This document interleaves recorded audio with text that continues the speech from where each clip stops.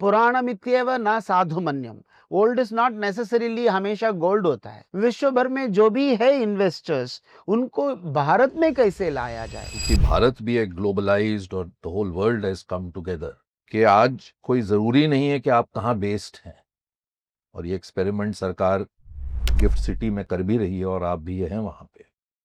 और आप क्योंकि एक ग्लोबल कॉरपोरेशन के साथ भी आपने कई साल बिताए हैं, आप फ्यूचर किस तरह से देखते हैं? कि क्या कोई रीजन है कि 150 साल एशिया की सबसे पुरानी स्टॉक एक्सचेंज कल किसी भी विदेशी कंट्री में भी जाकर उनके स्टॉक्स की ट्रेडिंग करवा सकती है? कि किसी को कोई दूसरा कंट्री में जाके उधर कुछ सेटअप करना ऐसा जरूरी नहीं है। हाँ, सेटअप नहीं, मतलब कि वहाँ के निवेशकों तक आप पहुँच सकते हैं टेक्नोलॉजी के। अभी ना मैं हमेशा ये कहता हूँ, कंपटीशन नेशनल है ही है। अगर हम सोचेंगे मेरा ये लोकल एक्सचेंज कॉम्पिटिटर है, दूसरा ये एक्सचेंज मेरे को इसमें compete करता है, वो सब ज़माना चला गया। अभी तो ग्लोबल हो गया कंपटीशन। अगर आपके पास पैसा है, आप दुबई में जाके एक कंपनी सेटअप करेंगे, उधर से अक्का दुनिया ट्रेड करेंगे। आपको भारत में ट्रेड करना है ऐसा कोई ज़रूरी ही नहीं है। दुबई में 4.32 मिलियन इंडियंस आर देयर। उन सबको खाली इंडिया में ही ट्रेड करना है करके ऐसा तो ज़रूरी ही नहीं है। उनका जितना कमाई होता है उसमें 15% as repatriation to India comes. बाकी 85% कहाँ जाता है? पूरा तो खाते नहीं है, उसमें बचाव तो होता है, वो तो और कहीं इन्वेस्ट हो रहा है, वो क्यों भारत में नहीं आ रहा है? करेक्ट। क्योंकि भारत का एक्सचेंज से दूसरा कोई और एक्सचेंज कम्पीट कर रहा है। तो हमें ये देखना है कि हमें क्या करने से वो 85% भी हमारे पास आएगा। 85% को भले छोड़ो, 50% तो और आ सकता है। तो उसके लिए हमें क्या करना है? ग्लोबली कितना कॉम्पिटिटिव हमें बनना है।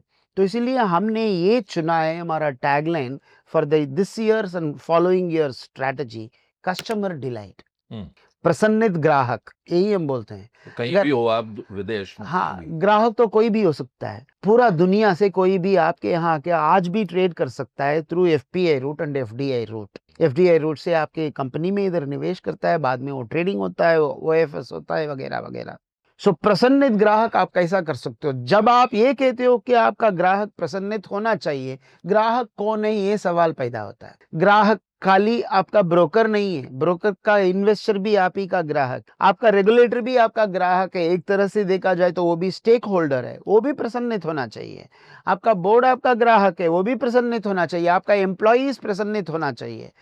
सबको प्रसन्न करने के लिए जो भी तौर तरीके आप अपनाएंगे नियति के अनुसार, धर्म के अनुसार, तभी आप टिक पाएंगे। पुराणमित्येव न साधुमन्यम।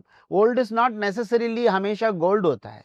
आप 150 साल थे, इसका मतलब ये नहीं है कि अगले और 150 साल आप रहेंगे। रहना है तो दुनिया के साथ आपको चलना पड़ेगा। चलना है तो दूसरों को क्या चाहिए वो सोच के वो देने की कोशिश करना चाहिए, with in the rules of law, with in the four walls of law. तो यही हमारा सोच है। तो इसीलिए हम अभी विश्व भर को देखना चाहिए।